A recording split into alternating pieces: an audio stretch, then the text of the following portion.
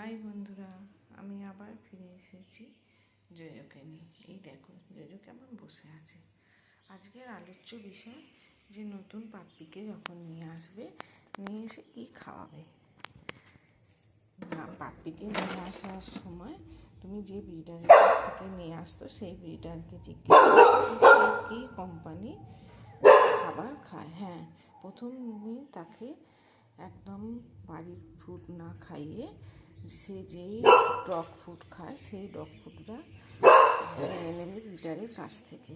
এই দেখো এইরকম ডগ ফুড হবে, সেইটা তোমরা কিছুক্ষণ গরম জলে ভিজিয়ে রাখবে। ভিজিয়ে রাখার পর এই দেখো এরকম ফুলে যাবে। ফুলে গেলে সেটা ভিজে যাওয়ার পর তারপর চামচে